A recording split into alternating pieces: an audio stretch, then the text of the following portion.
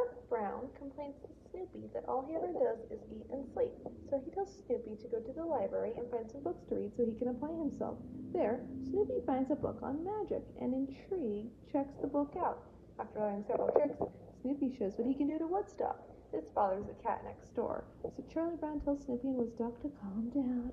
However, they persist, which eventually causes the cat to slice up Snoopy's doghouse. Later, Snoopy decides to put on a magic show for the neighborhood children, calling himself the Great Houdini, using Marcy, Sally, and Woodstock as his assistants, with the former announcing the show. Most of Snoopy's tricks have slight flaws to them, but his disappearing trick becomes successful as it causes Charlie Brown to become completely invisible. However, before he can be changed back, a rainstorm causes everyone to scatter. Charlie Brown returns home, where he decides to leave, declaring himself doomed to roam the earth as a lost soul. Sally then wastes no time moving her things into his room.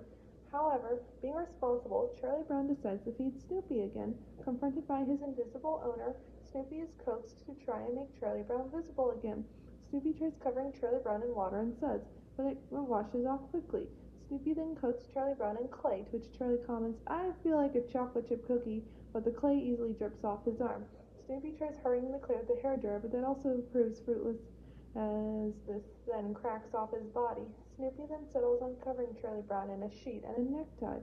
Sally notices then and screams, thinking a ghost is in the house. When Charlie Brown looks himself in the bathroom mirror, he also screams. Shortly thereafter, Charlie Brown roams around the neighborhood and finds Lucy in a clearing for her football, practicing her football hold. Being invisible, he manages to sneak up on her and at long last kicks the football. He then kicks it away 2 more times when she confusedly tries to pick it up again before revealing his invisible side and forcing her to place it down before he kicks it a 4th time and laughing at her. Outraged at having finally been bested, Lucy goes to Snoopy and demands he make Charlie Brown visible again, promising to pound Snoopy if he does not. After studying the book, Snoopy experiments on Woodstock, causing parts of him to grow and shrink, before finally perfecting the cure to invisibility, but Woodstock gets irritated as being used as a guinea pig.